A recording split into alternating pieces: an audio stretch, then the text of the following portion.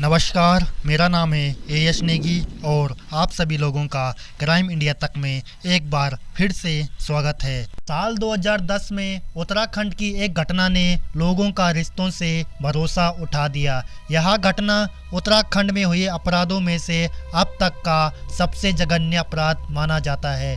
ये घटना एक ऐसे शख्स की है जिसने जिस औरत के साथ प्रेम विवाह किया, जिसके साथ जीने मरने की कस्में खाई, उस शख्स ने उसी औरत का कत्ल कर दिया और कत्ल करने के बाद उस शख्स ने अपनी पत्नी की लाश को छुपाने के लिए जो कदम उठाया वो कदम कत्ल से भी ज़्यादा खौफनाक और शर्मनाक था। ये घटना उत्तराखंड के देहरादून की है। 10 फरवरी 1999 को राजेश और अनुपमा दोनों बहुत खुश थे क्योंकि दोनों के बीच साल 1999 से चले आ रहे प्रेम को उस दिन एक नया नाम मिल रहा था। दोनों अब पति और पत्नी के बंधन में बंधने जा रहे थे। वो दोनों प्रेम विवाह कर रहे थे। राजेश और अनुपमा दोनों दिल्ली के रहने वाले थे। शादी के बाद राजेश गुलाटी अपनी पत्नी अनुपमा के साथ अमेरिका शिफ्ट हो गया। राजेश एक सॉफ्टवेयर इंजीनियर था। साल 2006 आया और ये साल दोनों के जीवन में दो खुशियां लेकर आया। दरअसल राजेश और अनुपमा जुड़वा बच्चों के माँ बाप बन गए। इस जुड़वा बच्चों में एक लड़का और एक लड़की थी। इनका परिवार अब पूरा हो गया था। साल 2008 में राजेश अनुपमा के साथ अमेरिका से वापस दिल्ली आ गया। राजेश ने इंडिया में रहने का मन बना लिया और अपनी पत्नी और बच्चों के साथ देहरादून में शिफ्ट हो गया। वो देहरादून छावनी के प्रकाश नगर में 2 कमरे वाले एक किराए के मकान में रहने लगा। अमेरिका से इंडिया लौटने के बाद राजेश और अनुपमा के रिश्तों में अब वो पहले जैसा प्यार नहीं रहा था। अब उनके रिश्तों में खटास आ गई थी। अब दोनों बात बात पर एक दूसरे से झगड़ने लगे थे, एक दूसरे को नीचा दिखाने लगे थे।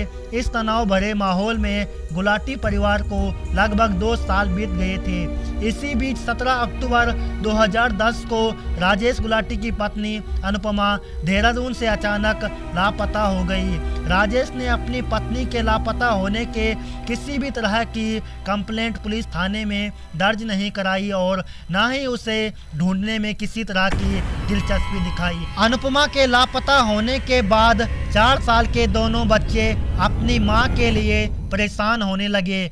दोनों अपनी मां से मिलने के लिए रोने लगे। जब दोनों बच्चे अपने पापा राजेश गुलाटी से पूछते कि मां कहाँ है, तब राजेश उनसे कहता कि तुम्हारी मम्मी तुम्हारे नाना नानी के यहाँ दिल्ली गई है और वो बहुत जल्द घर आ जाएगी। पर यहाँ मामला कुछ और ही था क्योंकि अनुपमा अपने मायके दिल्ली में थी ही नहीं। उधर अनुपमा के माँ बाप भी अपने बेटी को लेकर काफ़ी परेशान थे क्योंकि कई दिनों से फ़ोन पर अनुपमा से बात नहीं हो पाई थी। वो जब भी अपने दामाद से बात कराने को कहते तो राजेश बातों को घुमा देता। एक दिन अनुपमा के माँ बाप ने राजेश से फ़ोन पर पूछा कि आखिर अनुपमा हमसे फ़ोन पर बात क्यों नहीं करती। तब राजेश ने बताया कि उन दोनों में थोड़ी नोक-झोंक हो गई है और वो गुस्से में घर से चली गई है। जब उसका गुस्सा शांत हो जाएगा तब वो जल्दी घर लौट आएगी और आप लोगों से बात भी कर लेगी। अनुपमा के माँ बाप को भी लगा कि पति पत्नी में ऐसे झगड़े होते रहते हैं और जब अनुपमा का गुस्सा शांत हो जाएगा तो वो अपने घर लौट आएगी। ऐसे ही लगभग 1.5 महीने बीत गए और उन बूढ़े माँ बाप को अनुपमा के बारे में कोई भी खोज खबर नहीं मिल पाई।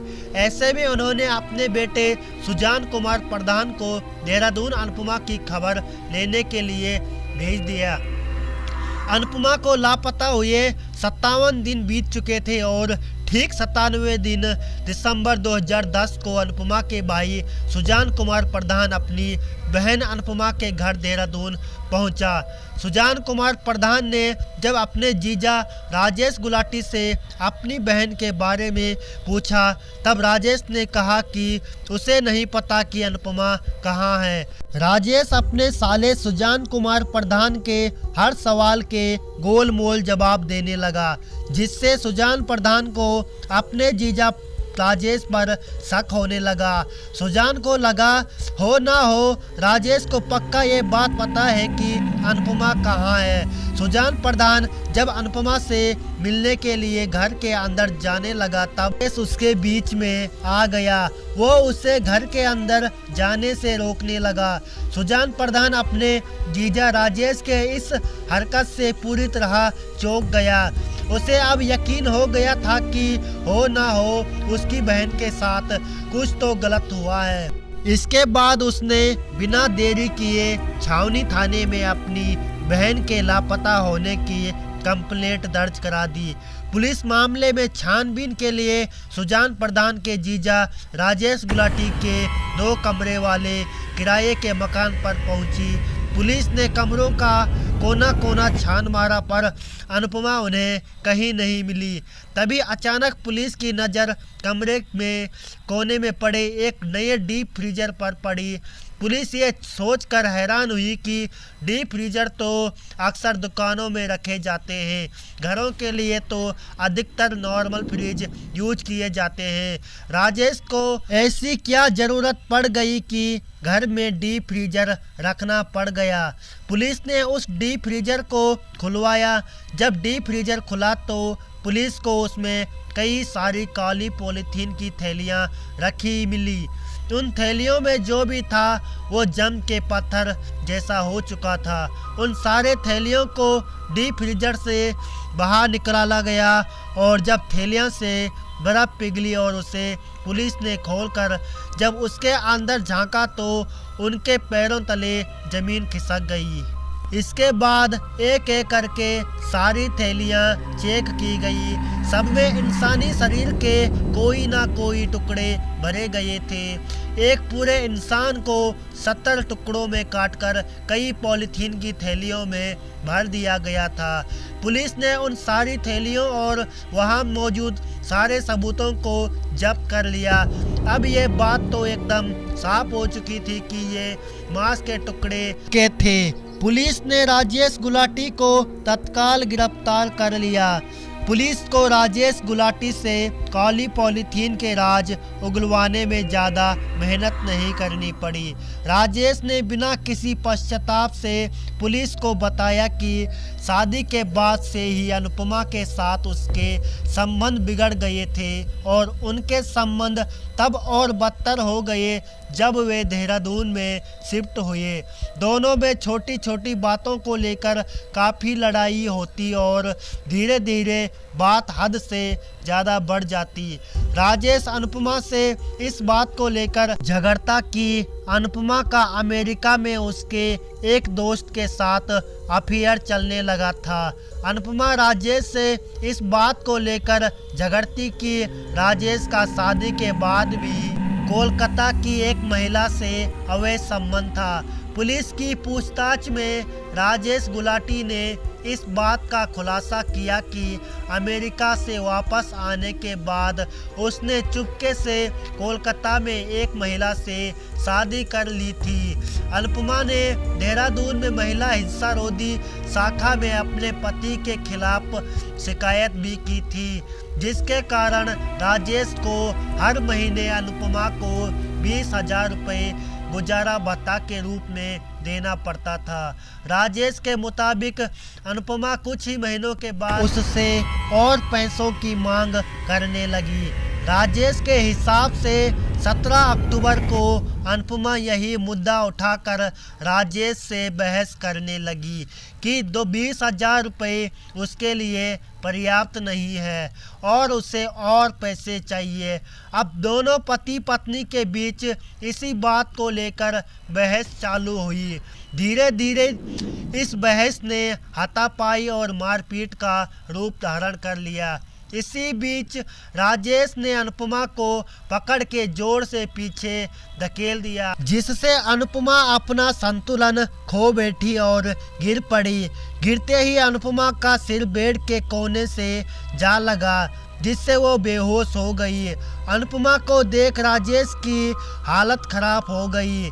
पहले तो राजेश को लगा कि अनुपमा मर गई है, लेकिन जब वो अनुपमा के पास गया तो उसने देखा कि अनुपमा की सांसें अभी भी चल रही है। अब उसके मन में द्वंद्व चलने लगा कि वो अपनी पत्नी का करे तो करे क्या। अगर उसे जिंदा छोड़ दिया तो वो उसे जरूर जेल भिजवा देगी। फिर उसने सोचा कि इससे अच्छा ये रहेगा कि इसके साथ कुछ ऐसा किया जाए जिससे दुनिया कभी ये जान ही ना पाए कि अनुपमा के साथ क्या हुआ। अब अपने एक जुर्म को छुपाने के लिए राजेश गुलाटी ने एक और भयानक जुर्म करने की ठान ली।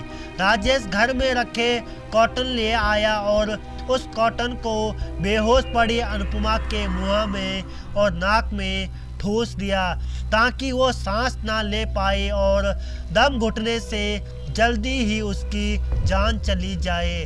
हुआ भी कुछ ऐसा ही।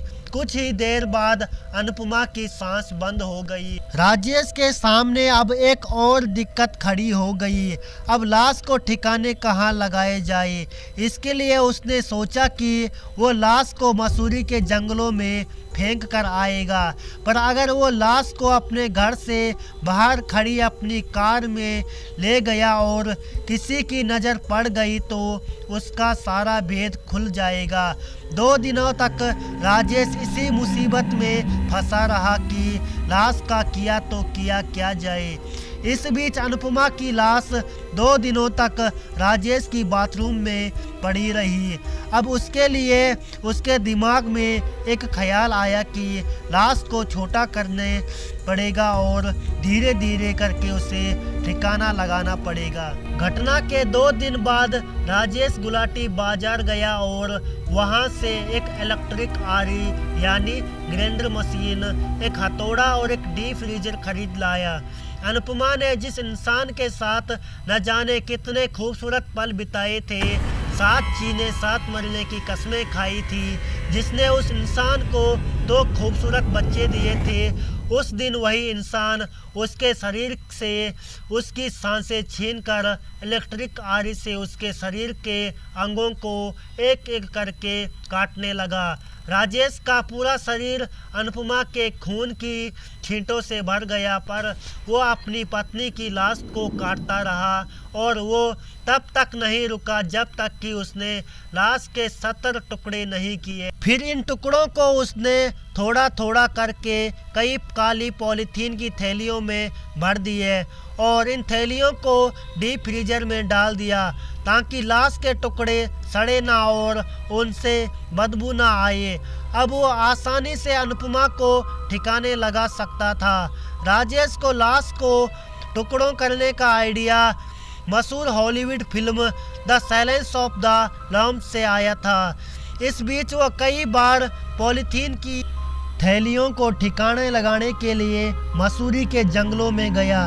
इन थैलियों को फेंकने में उसने बहुत सावधानी और तसल्ली दिखाई। इसके लिए तो एक बार में केवल एक ही थैली फेंकने ले जाया करता था और साथ में वो अपने दोनों बच्चों को भी ले जाता था। जिस माँ से मिलने के लिए दोनों बच्चे 57 दिनों तक परेशान थे, वो माँ उन्हीं के घर के डीप फ्रीजर में लाश बन के पड़ी रही। सोचिए कि अगर दिसंबर 2010 को अनुपमा का भाई सुजान कुमार प्रधान देहरादून नहीं पहुंचता और राजेश उसे अपने घर में घुसने नहीं देता, तो शायद राजेश गुलाटी का ये भेद खुल पाना थोड़ा मुश्किल हो जाता। राजेश गुलाटी ने अपने के अपराध को बड़ी आसानी से स्वीकार कर लिया। उसे अपनी पत्नी की हत्या का रत्ती भर भी पश्चाताप नहीं था। पुलिस ने उससे जो भी पूछा उसका वो बड़ी सरलता और बेफिक्र से जवाब देता। राजेश ने पुलिस को बताया कि उसने जो भी किया सही किया और ये सब उसने अपने बच्चों के भले के लिए किया। पुलिस ने कुछ थैलियों को कुछ जगह से बरामद भी कर लिए जिस जगह राजेश ने उन्हें फेंका था। इस केस को लेकर पुलिस ने मुकदमा दर्ज कर राजेश गुलाटी को अनुपमा की हत्या का आरोपी बताते हुए देहरादून कोर्ट में 10 मार्च 2011 को चार्जशीट दाखिल कर दी। कोर्ट ने राजेश गुलाटी को सितंबर 2017 में उम्र कैद की सजा सुना दी। कोर्ट ने उस पर 15 लाख जुर्माना भी लगाया और कोर्ट ने कहा कि इन पैसों से 70,000 रुपये राजकीय कोष में जाएंगे और बाकी बचे हुए पैसे राजेश के बच्चों के बैंक अकाउंट में जमा होंगे जिससे उनकी देखभाल के लिए खर्च किए जाएंगे। राजेश गुलाटी ने 2017 में देहरादून के निचली अदालत में इस फैसले के खिलाफ हाई कोर्ट में चुनौती दे दी। तभी से यह मामला हाई कोर्ट में लंबित है। राजेश के दोनों बच्चे अब बड़े हो चुके हैं और वो अपने मामा सुजान कुमार प्रधान के साथ रहते हैं। तो दोस्तों आज की कहानी में बस इतना ही था। आगे ऐसी कहानी देखने के लिए हमारे चैनल को सब्सक्राइब जरूर करें। धन्यवाद।